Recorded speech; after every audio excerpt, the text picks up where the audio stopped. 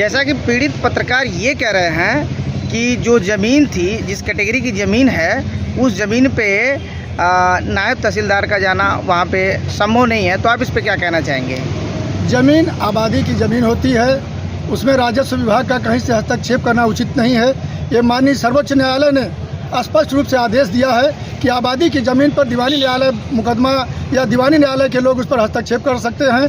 तहसील विभाग या राजस्व विभाग के लोग उस पर कोई हस्तक्षेप नहीं कर सकते हैं। अधिकारी का काम है कि वह पत्रकार से चोली दामन का संबंध रखे, उसकी बात को रखे, लेकिन जो पत्रकार के साथ नायब तहसीलदार मयंक मिश्रा मेहनगर ने जो काम किया है, उन्होंने एक गुंडागिरी का काम किया है और जिन शब्दों का उन्होंने प्रयोग किया है उससे साबित होता है कि वह ये गुंडा हैं, वो अधिकारी नहीं हैं। उनके शब्दों पर आप ध्यान दें। उन्होंने कहा कि बड़ी अच्छी बात है, दीवानी है तो क्या, तो इसका मतलब है कि वो अपने अधिकार क्षेत्र से बाहर जा कर के काम कर रहे हैं और वह सिद्ध करता है कि मयंक मिश्रा द्वारा काफ़ी से काफ़ी धन उगाही करके आबादी के ज़मीन को कब्जा कराने का काम करने गए थे। ये सीधा सीधा संकेत है कि नायब तहसीलदार का संकेत ये है कि दीवानी की जो गाइडलाइन है या जो दीवानी में मुकदमा विचाराधीन है उसका कोई मतलब नहीं है।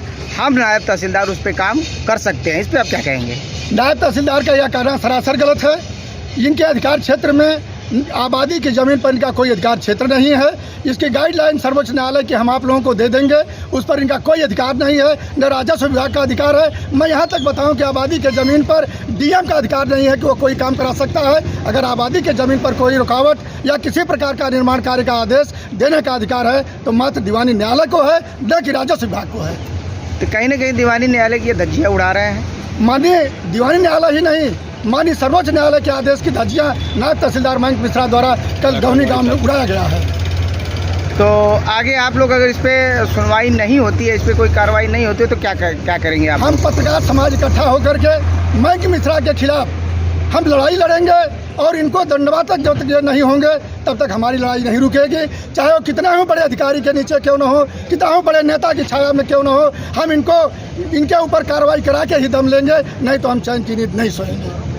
जैसा कि आप मेहनगर तहसील पे आए हुए हैं, क्या मामला है? कल नायब तहसीलदार द्वारा हमारे घर पे पहुंचा गया था और वहाँ पे जो आबादी का मामला है, मैं नायब तहसीलदार से यही पूछा कि नायब तहसीलदार साहब ये आप बताइए कि यहाँ पे आपका कुछ है हक बनाने के नापने के लिए, कुछ करने के लिए। तो नायब तहसीलदार साहब हमको हमारे ऊपर इतना भड़क गए, कहे कि तुम पत्रकार हो, तुम्हारी पत्रकारिता अभी हम निकाल देंगे, ऐसी से अभद्र मतलब बात बोले और कहे कि हम तुम्हारे ऊपर 107 का इस क्षेत्र का ऐसा मुकदमा लगवा देंगे। और बताइए, हम पत्रकार हैं, हम अपना हक नहीं बोल सकते हैं? मैं अपनी आवाज़ अपने संगठन के द्वारा उठाऊँगा। हमारे चाचा जी से भी बात कराई थी, हमारे चाचा जी बताए। नहीं, जैसे जिस ज़मीन पे ये गए थे नायब तहसीलदार साहब, वो ज़मीन कैसी थी और किस तरह की मापी की बात चल रही थी वहाँ पे? वो बंटवारा शुदा गाँव है, आबादी का मामला है। तो क्या उसके ऊपर मुकदमा वगैरह भी चल रहा था? दीवानी चल रहा था, तो मैंने दीवानी का भी बात किया था उनको, जो है वो जो तारीख का डेट होता है वो भी दिखाया, लेकिन कोई सुनवाई नहीं हुई उस पर। तो जैसे दीवानी को उन्होंने क्या इंडिकेट किया, मुकदमे को उन्होंने क्या इंडिकेट किया? कुछ नहीं, इसका मतलब कुछ नहीं होता है, इसका मतलब कुछ नहीं था, उनका कहना ये है। अच्छा, और आपके साथ नायब तहसीलदार ने मेहनगर एसडीएम साहब को भी फ़ोन किया था कि यहाँ पर यह मामला है, आबादी के मामला में आए हैं, तो दीवानी चल रहा है, तब इसका मुझको रुकवाइए, लेकिन एसडीएम साहब भी कोई लोड नहीं लिए। अच्छा, तो क्या अभद्र व्यवहार में उन्होंने क्या क्या किया आपके साथ?